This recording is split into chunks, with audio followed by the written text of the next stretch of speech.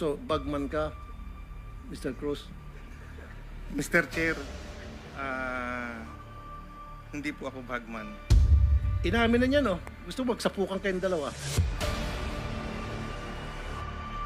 Kinonfirm ko lang po.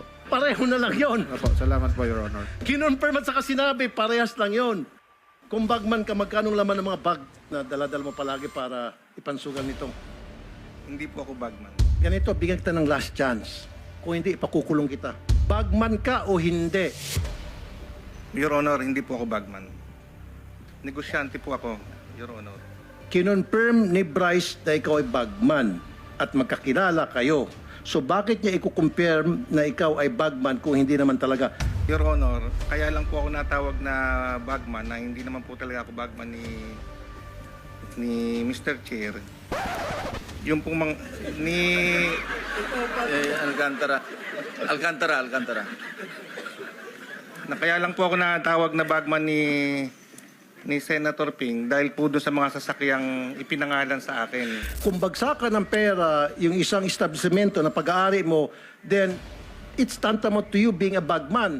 Kasi sinasalo mo yung mga pera galing sa kanila. Doon binabagsak. Bagsakan ka ng pera yung establishmento na pag-aari mo. Yung tambayan, kung tawagin. Your Honor, yung... So inaamin mo na ikaw may-ari ng tambayan.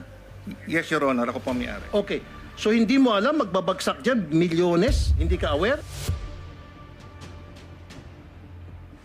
Sa pagkakatanda ko po, isang beses ko lang po nakitang merong pera doon. Magkano yung isang beses lang, kuno, sabi mo, na binagsakan ng pera yung tambayan? Your Honor, hindi ko po alam kung anong total no kasi hindi naman po ako kasali sa opisina nila.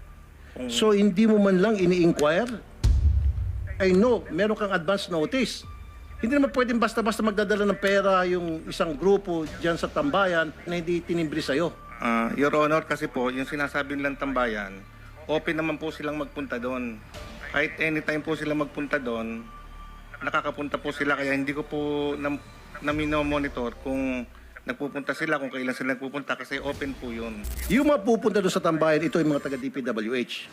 Kadalasan po. Tapos doon sila naghati-hati ng pera na hindi mo alam. Hindi ko po alam kung pinaghatian na yun o kung para saan po yun. Hindi ko po alam, Your Honor. Hindi mo alam kung saan galing yung pera na dinadala doon. Yes, Your Honor. Basta alam mo, mayroong milyones dyan at nandiyan yung mga taga-DPWH at sila ay maghati-hatian doon. Your Honor, isang beses ko lang po nakita yun at pinagsabihan ko din po agad sila. At hindi mo alam kung magkano. Your Honor, hindi ko po alam po. Bryce, nakapunta ka sa tambayan?